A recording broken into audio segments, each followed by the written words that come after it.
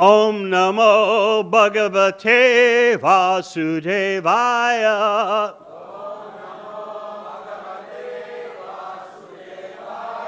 Om Namo Bhagavate Vasudevaya.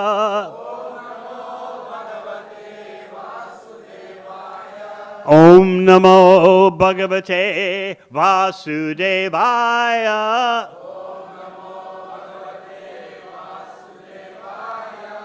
Srimad Bhagavatam, 3rd Canto, Chapter 23, Devahuti's Lamentation, Text 53.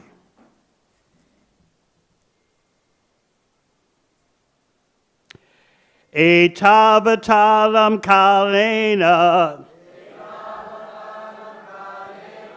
Vyatikrantena me prabho Indriyartha prasangena Parityakta paratmanaha Etavatalam kalena Vyatikrantena me prabho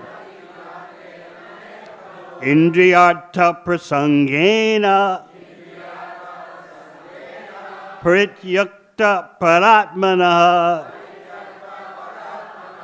Etavatalam kalena Vyatikrantena me prabho Indriyartha prasangena Parityakta paratmanaha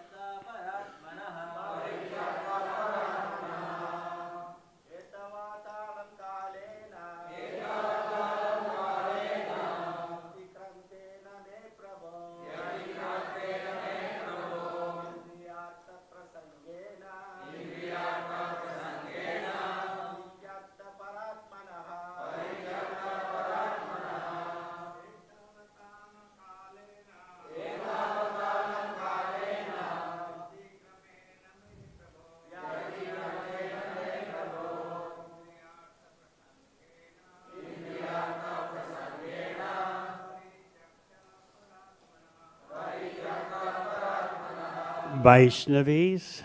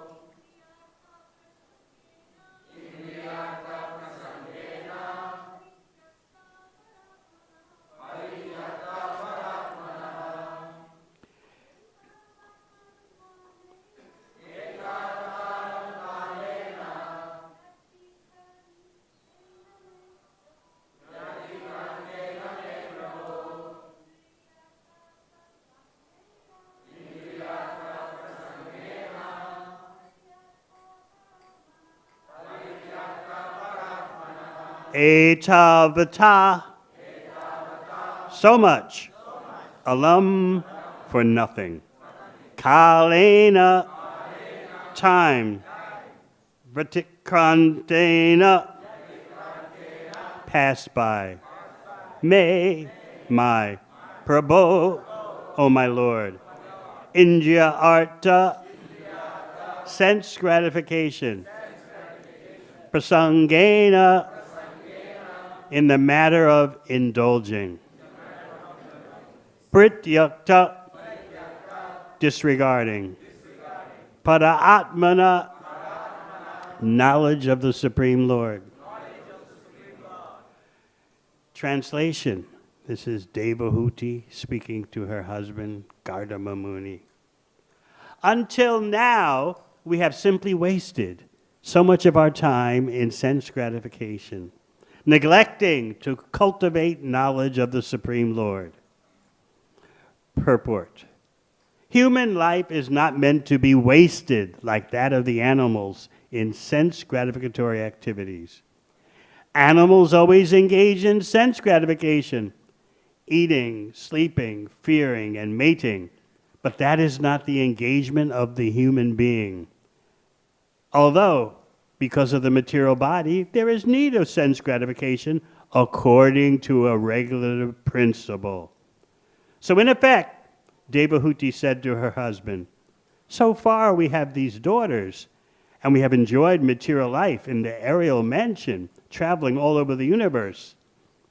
These boons have come by your grace, but they have all been for sense gratification. Now there must be something for my spiritual advancement. Translation again. Until now, we have simply wasted so much of our time in sense gratification, neglecting to cultivate knowledge of the Supreme Lord. Om Gyanatimirandasya Gyananjana Shalakaya Chakshun Militang Yena Tasmai Shri Gurave Namaha.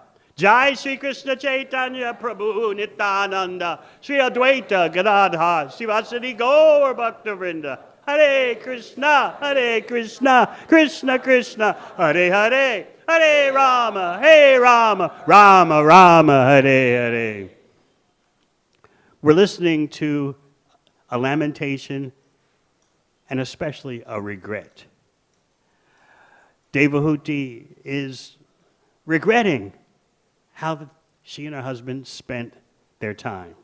Of course, you have to bear in mind that Kardama Muni is no ordinary person. He's an extraordinary mystic yogi who dealt with the material side of his family affairs in a way that no one can imitate. Don't try. With his mystic power, he did incredible things to compact, to package immediately all his material affairs needed by his wife. He gave her 9 daughters who took birth all at once on the same day of conception. Now try to do that. If you want to follow in the footsteps of Kardama Muni, you've got to do all that. You've got to have 9 daughters instantaneously taking birth on the same day as the conception. So it's interesting that in spite of all this mystic power going on and this cosmic enjoyment on the level of the cosmos, still Devahuti is lamenting. Her husband is about to depart. He's fulfilled most of his promises. There's one remaining item. She senses the end of this affair is coming. And so now she's expressing, I didn't take advantage of you for what you can really offer. We spend so much time in opulence and sense gratification. I didn't take advantage of what you can really give. Etavatalam kalena. So much time spent for nothing. Very important point. As Shukadeva Goswami says in the 2nd canto of Bhagavatam, Kim pramatasya bahubi. What's the use of having a long life wasted, bewildered by years of experience? Better a short life. Better live for a few moments in full Krishna consciousness than to waste your life for nothing. If you do some research, you'll find out that the human lifespan on this planet is very tiny compared to other living entities. There are trees in California that have been here almost practically since the time of Lord Krishna's presence to ordinary vision. According to the scientists, they've been around for 4,800 years. There are trees in the UK that have been around for 2,000 years. There are creatures in the ocean, sharks and turtles, that live for 200 years. So what is so great about a human life of not even 100 years these days, wasted by bewilderment? Here you see Devahuti, such a class person, such a high-class, elegant person beyond what we could ever understand in today's crazy culture. She's the daughter of Swayambhuva Manu, the granddaughter of Lord Brahma.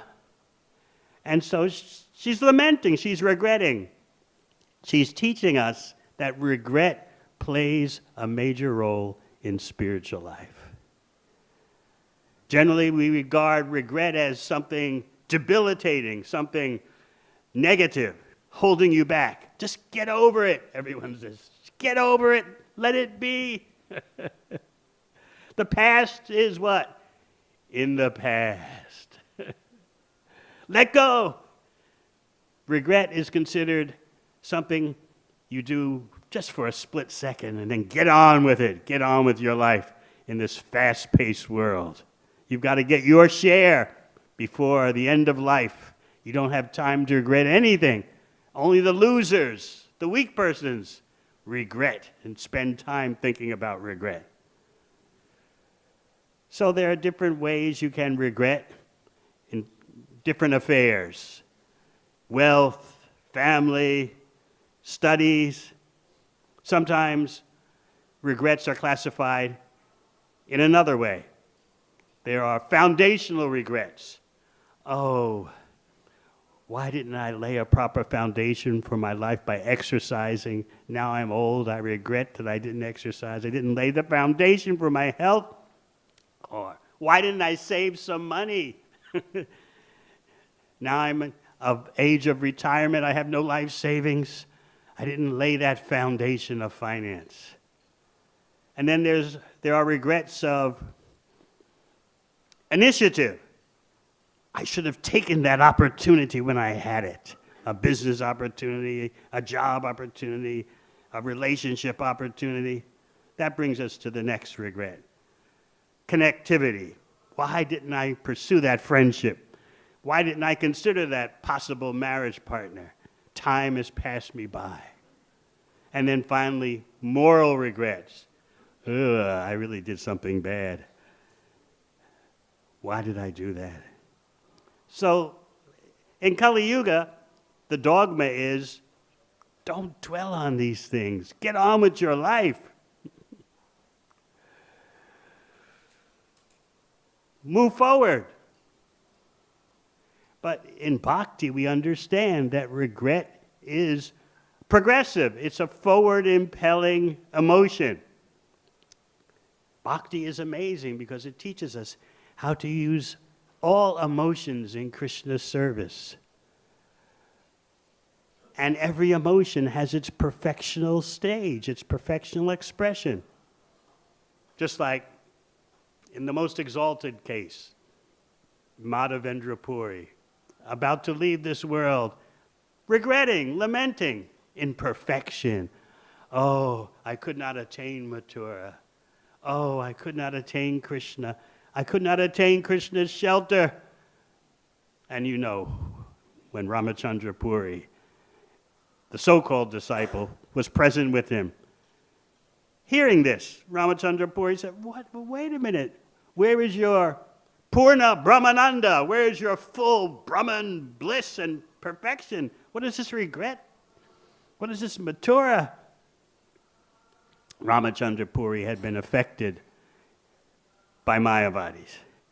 And so Madhavendra Puri further laments, just see, I couldn't attain Mathura, I couldn't attain Krishna, and now in my last moments in this world, I have this rascal here telling me I should think of Brahman. It doesn't get any worse than this.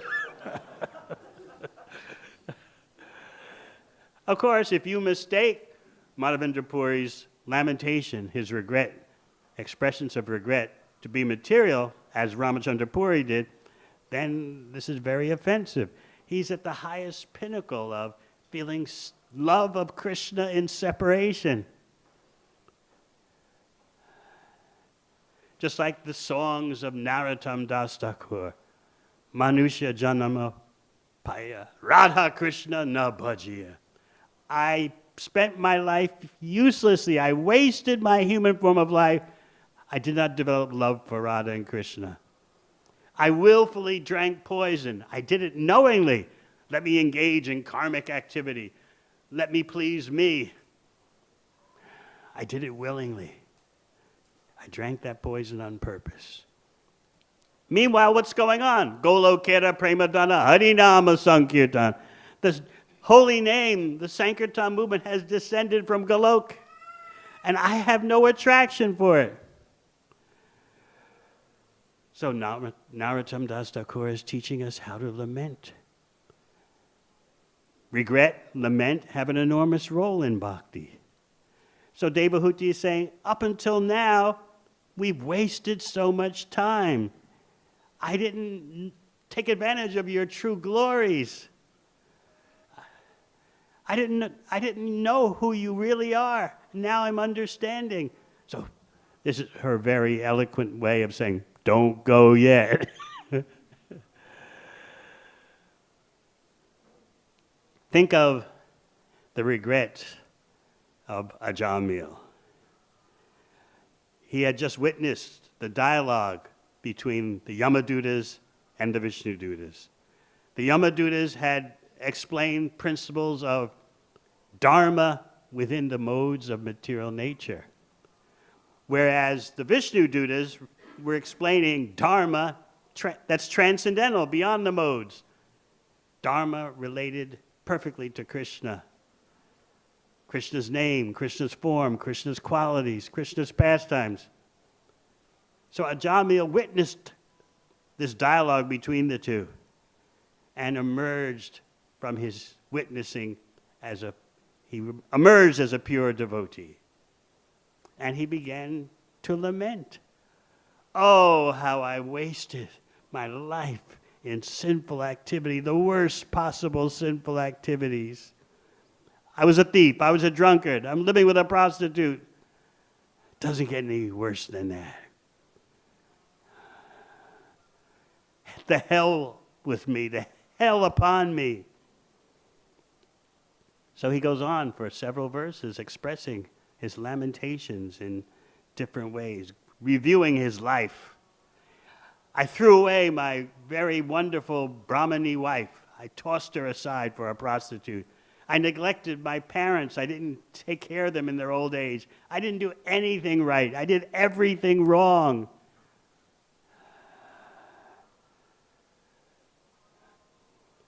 So you might think, well, okay, enough is enough.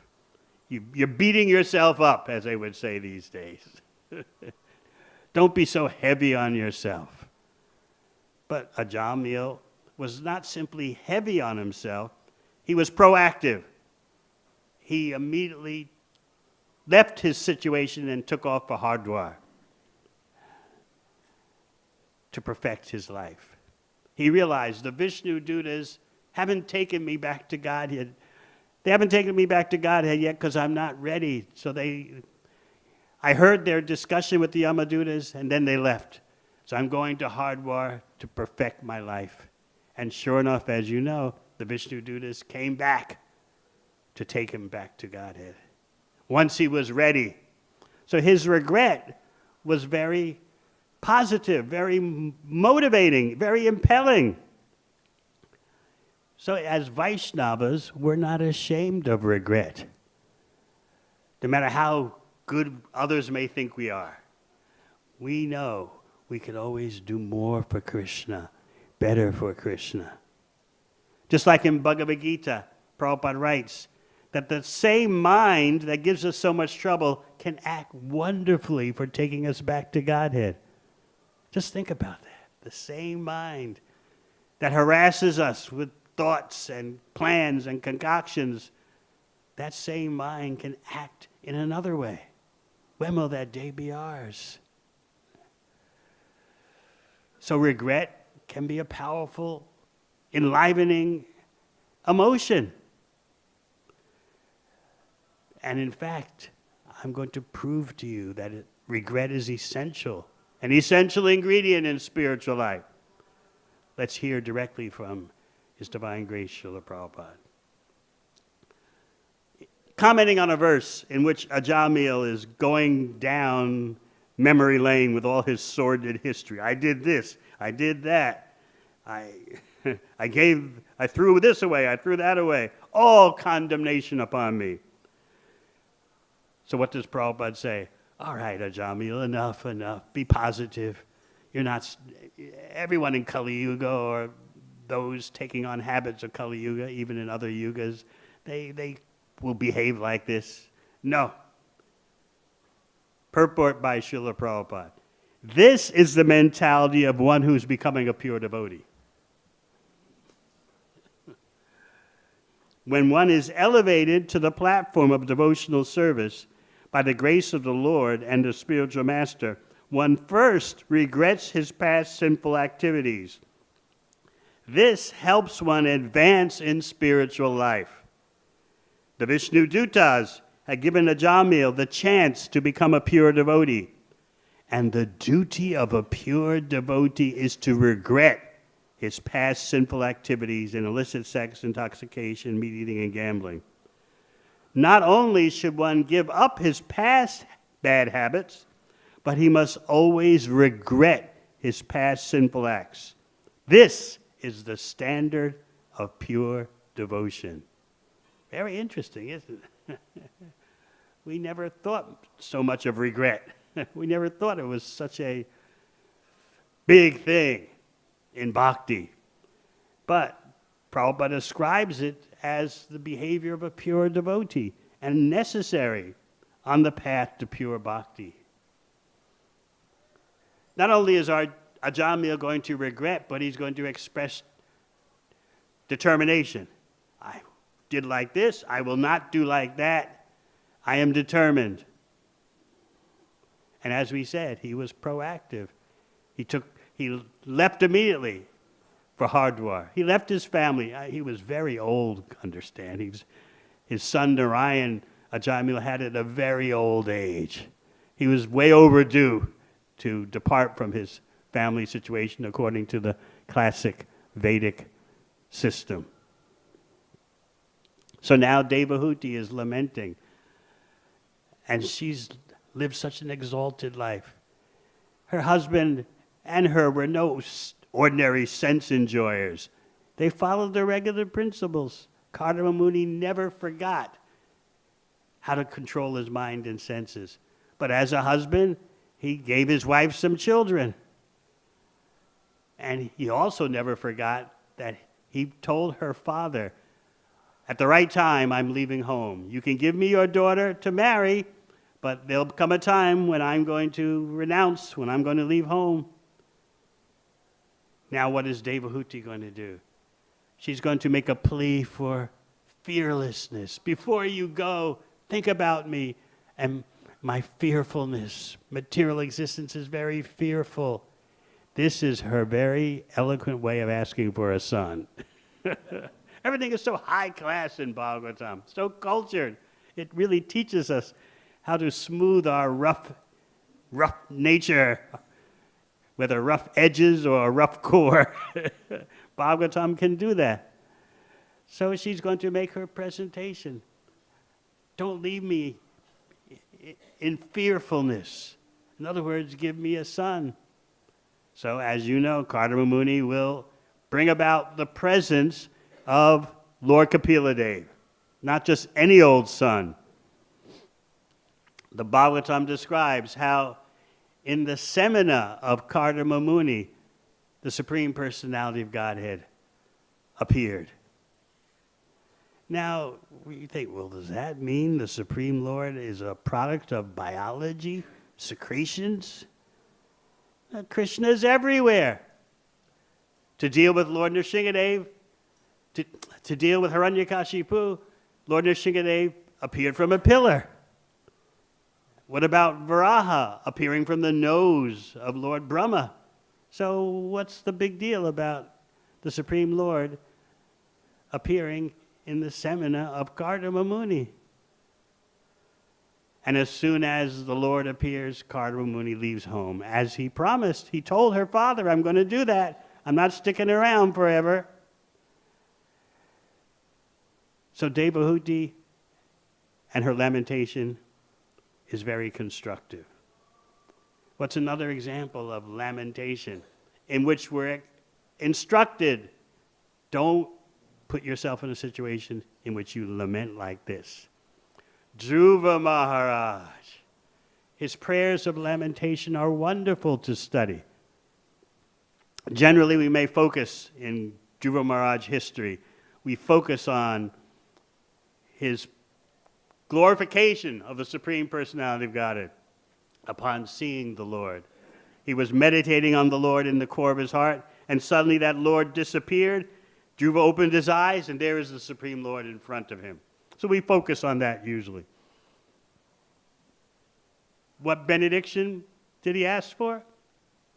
Give me the association of pure devotees who are always hearing and chanting your glories. At that point, he was feeling ashamed. He's seeing the Supreme Personality of Godhead, the perfection of life, but he's feeling ashamed. He's feeling even afraid. I've blown it. I've wasted my opportunity. I'm seeing the Supreme Personality of Godhead, and what was my objective? To get a bigger kingdom than anyone in my family line, which includes my great-grandfather, Lord Brahma. These were my motives. And I wanted revenge against my brother. I wanted revenge against my stepmother, Saruchi. I had pride. I was selfish. I wanted retribution. I didn't listen to Narada Muni when he told me, you're just a little boy, 5 years old. Why are you so hung up on being dishonored? It's just a transitory thing. Narada Muni tried to instruct me. I couldn't swallow it. At least he honestly replied to Narada Muni that your instruction is wonderful, but I can't swallow it. A disciple has a right to discuss that with the spiritual master, like, your instruction is the right thing to do, but unfortunately, I'm very weak. I can't get my head around it in terms of acting on it.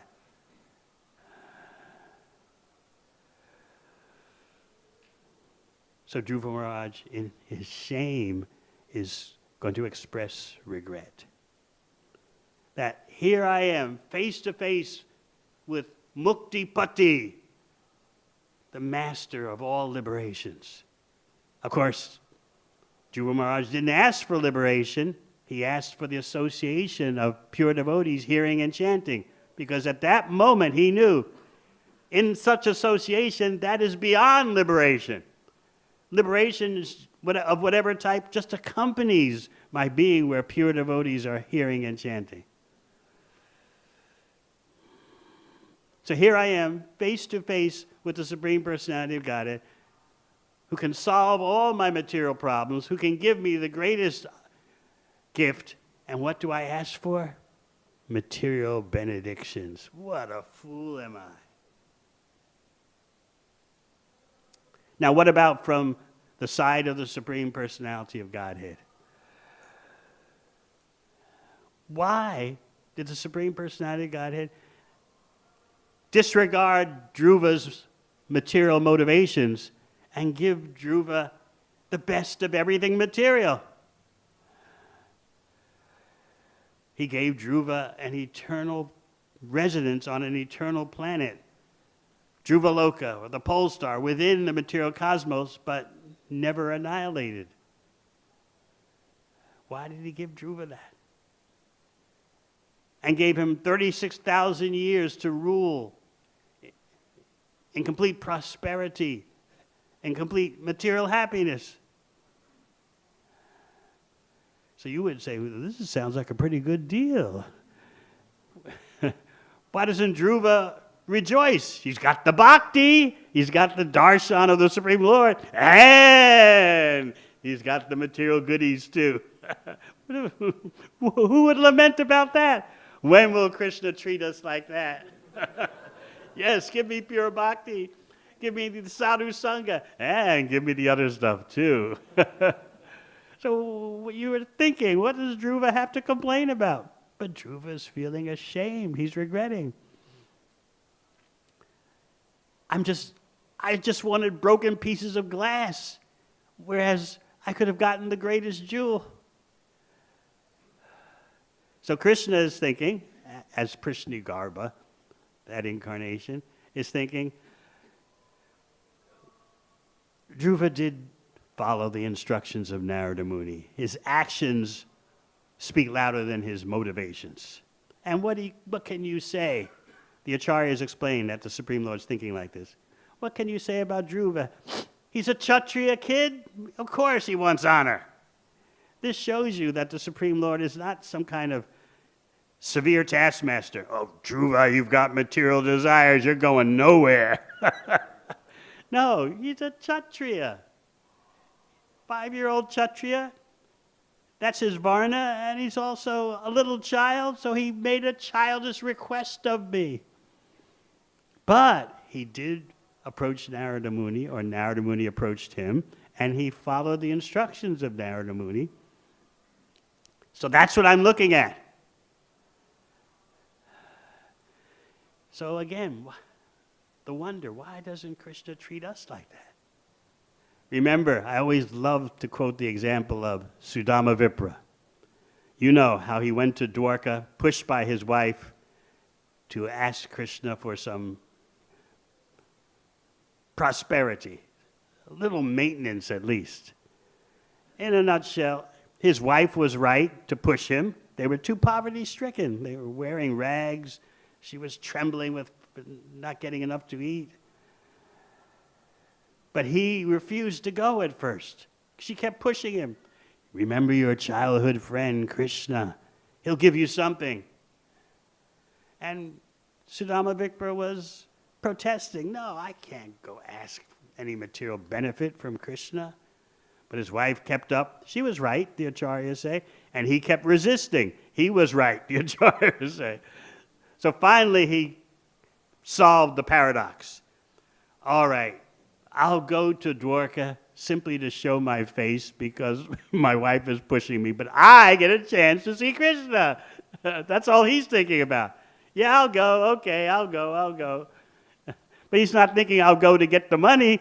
He's thinking a chance to have the darshan of the Supreme Lord. He didn't really expect to find his way to the palace of the Lord upon arrival in Dwarka. But by the arrangement of the Lord's internal potency, he went to the right palace of the principal wife of Krishna, Rukmini. So you know what happened there, how the Lord received him so wonderfully, sitting him on the couch that he would normally sit with Rukmini, having Rukmini fan him. So the next morning, Sudama left, and Krishna followed him, walked beside him. That's how you mark the departure of an esteemed guest. You walk him or her to the door,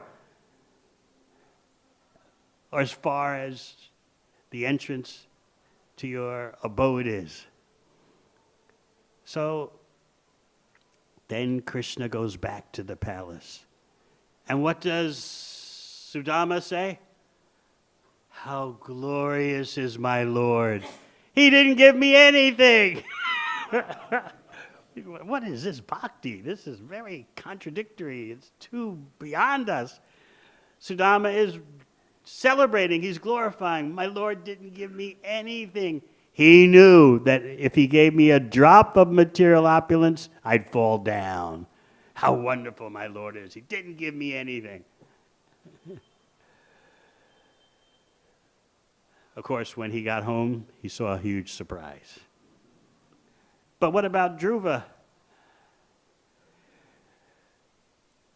Vidura, in his discussions with Maitreya, in that chapter where Dhruva Maharaja's Lamentation is presented. Vidura asked this very question. Dhruva, in other words, what's Dhruva got to lament about?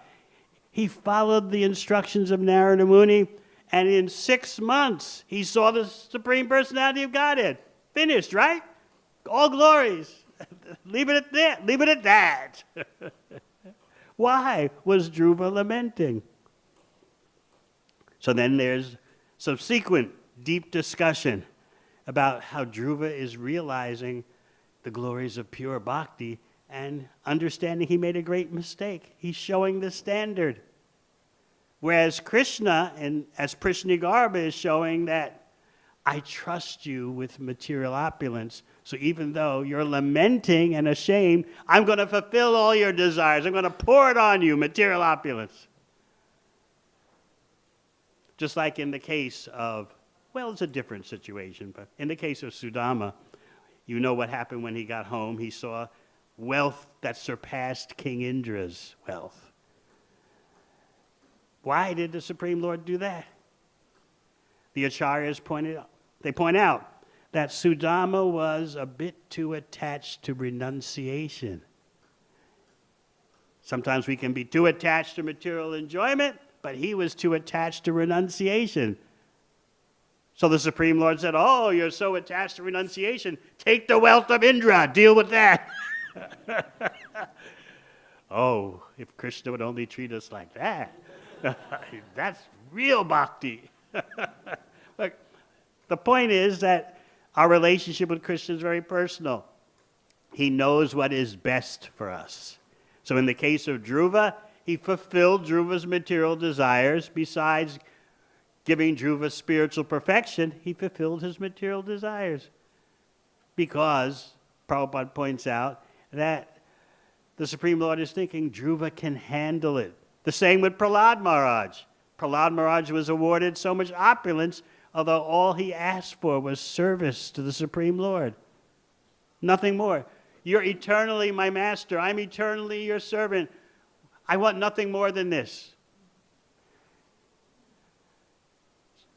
Krishna knows how to deal with us all. And gradually, by reading Srimad Bhagavatam, we get that conviction as we transit the ups and downs of circumstances in the material world. As we become more mature devotees, we start to think about statements like what Srila Prabhupada makes, that a real devotee accepts whatever the Supreme Lord sends their way. Happiness, distress, reversals, successes, whatever the circumstance, the real devotee jubilantly accepts that. I've been always wondering about that. Jubilantly accepts reversals? But this is the level of bhakti that just by hearing about it, we develop in our heart an aspiration. I want to be the real thing. I want to be a real devotee. So Dhruva is showing by his example. Vidura is asking Maitreya, didn't Dhruva, he saw the Supreme Personality got it after 6 months. Like, what more does anyone want? What's he lamenting for? But when you study Dhruva's prayers or lamentation, your depth of bhakti deepens. I didn't know what I was doing. I didn't know what I was asking for. I was a little kid. I was so foolish. I'm ashamed. I'm afraid that the Lord will simply focus on my material motivations to get revenge, retribution. I'm afraid of that. It is a fact that the Supreme Personality of Godhead fulfilled Dhruva's previous desires before Dhruva saw him, and then fulfilled his newly developed spiritual desires. So by studying lamentation in the Bhagavatam, by studying regret, our spiritual life can move forward. And ultimately, we can understand the perfection of spiritual regret at the highest level. When you read Nectar of Devotion, soon to come in the version of Bhakti Rasamrita Sindhu by the BBT. I like to talk about that because it's stunning, the depth and range of Rupa Goswami's science of bhakti emotions, including regret. All the emotions are there in perfection, with examples given from all the Leelas.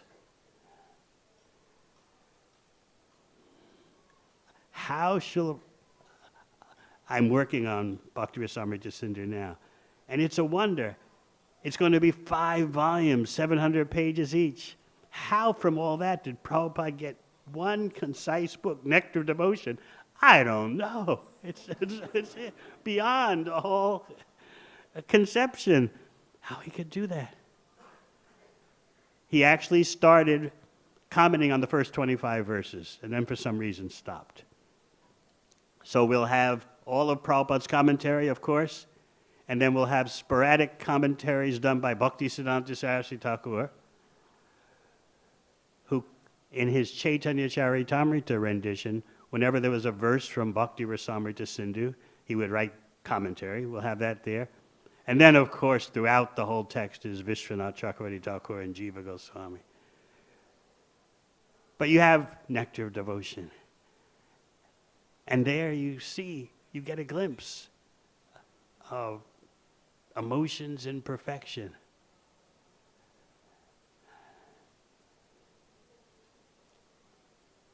So when we hear Devahuti expressing her regret, hopefully we'll see more depth in that now. Prabhupada begins the purport by saying, human life is not meant to be wasted like that of the animals in sense gratificatory activities. So Devahuti's attitude expressed to her husband was, all right, we've got these daughters. She's got 9 daughters all at once. We've enjoyed material life, flying around in the aerial mansion.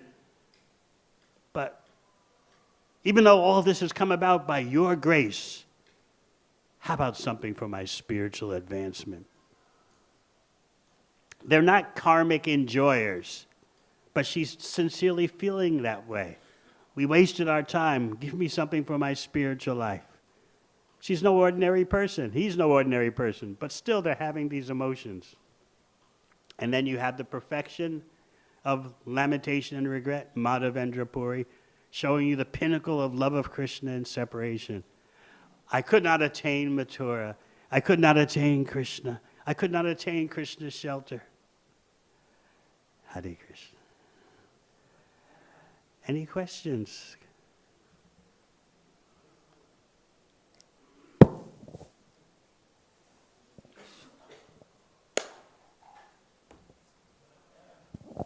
Hare Krishna Maharaj, wonderful class and you give wonderful examples. So I'm taking one more, this Narad Muni with Vasudev.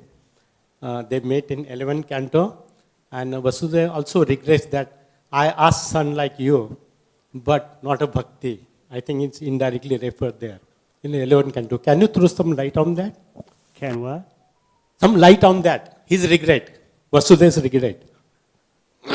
As you have said, it's there in the 11th canto. Thank you for your comment. The more you start looking in the Shastra for the perfection of emotions, you'll be astonished what you find. Narottam Das Thakur says all the emotions can be used in Krishna's service. Lust, anger, even at the topmost portion of the spiritual world, envy is used to give Krishna pleasure. Why is he spending so much time with that one? Why not me?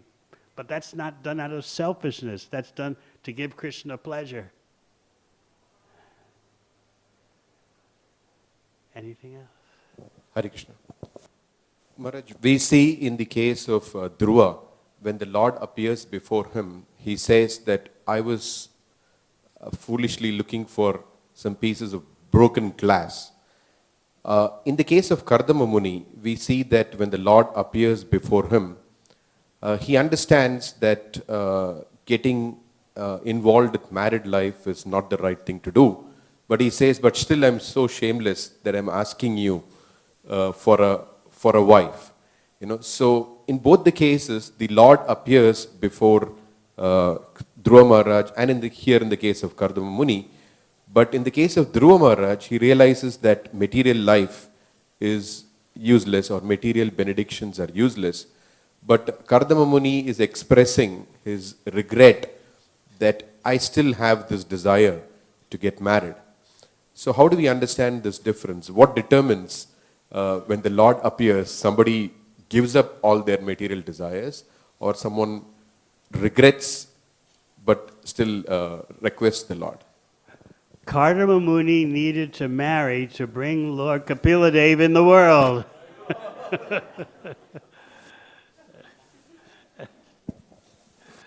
He's no ordinary person. He's the father of the Supreme Personality of Godhead. But he's expressing himself in that way. Anything else? Hare Krishna. How do we understand the Bhaktisiddhanta Saraswati Thakur when he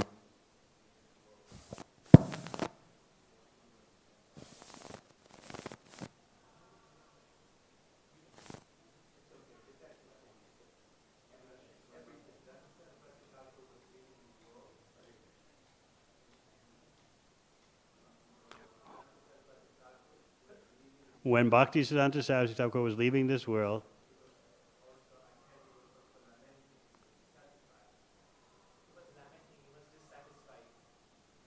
he was lamenting, he was dissatisfied.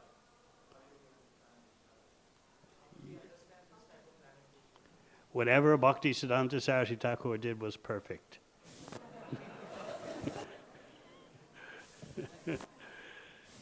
Brahmaswar Prabhu.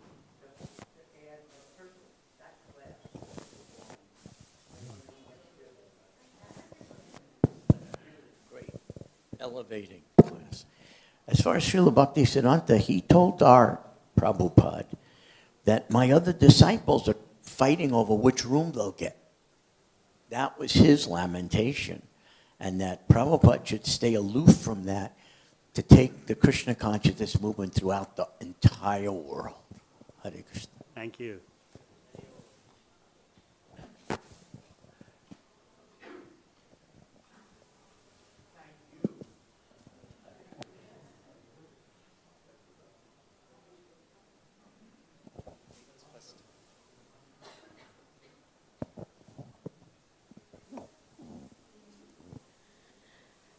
Maharaj, regarding regret, as a materialistic person, when we are progressing in spiritual life, we have so many regrets that Krishna doesn't fulfill.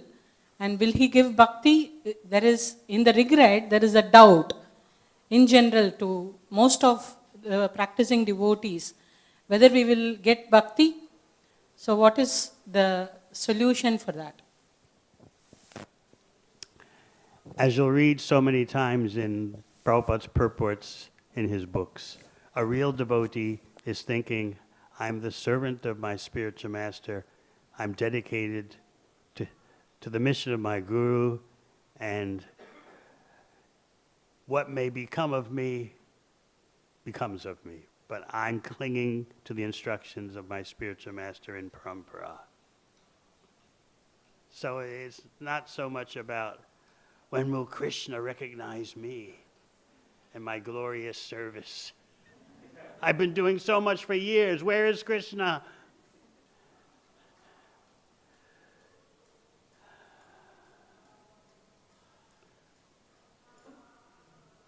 We take the order of Lord Chaitanya as it's coming through parampara. Wherever we go, whomever we meet, teach the science of Krishna. That's the same as Krishna saying, surrender to me. Both Krishna and Lord Chaitanya harmonize in that their final instruction sounds different, but it's actually the same. Krishna says, surrender to me. Lord Chaitanya says, wherever you go, whomever you meet, teach the science of Krishna. On my agya, on my order. Hare Krishna. Hare Krishna, Gurudev. You were talking about Ajamila's overdue entrance into the latter two ashrams. But the thought came to mind that Ajamila also had a young son at home. And of course, in the West these days, people are getting married later and having kids later. He was very old. Yeah. So did he actually? Anyone remember the age? I think it was 80 or something. 80. Don't you think he had done his dash? Yeah, but just, the question came to mind because in the West especially, people are getting married later and having kids later. Meaning that the proper time they might still be in the middle of their activity. So was it actually proper for Ajamila to leave? Ajamila had almost died. He had a near-death experience. Give him a break, How much can he do? He was supposed to have died. Why did the Yamadutas come to get him? Because Ajamila had shortened his life, Bhagavatam explains, by sinful activity. So he still had some life left, but he was dying prematurely because of his sinful activities. So the Vishnu Dutas knew he had more. Normally he'd have more life to live, and also the Vishnu Dutas knew he's not quite spiritually perfect yet. He's a pure devotee, but some things still need to develop. We'll come back, and they did. So what happens in the USA or other parts of the world? What can I say? When you understand it, let me know. I think that's impossible, Gurudev.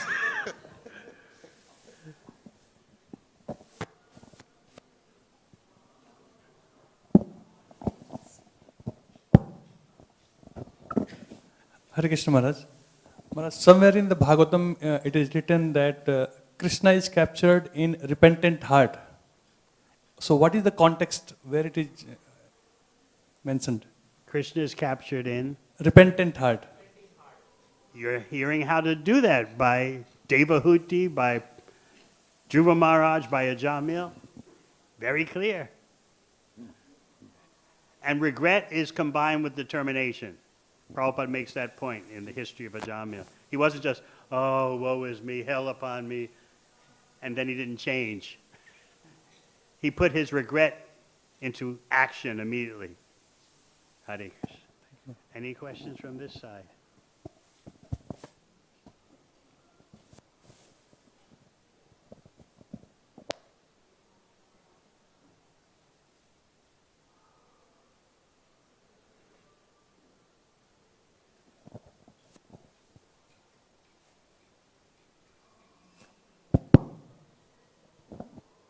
It makes me think of the disciple of Jesus Christ. These very often give this example.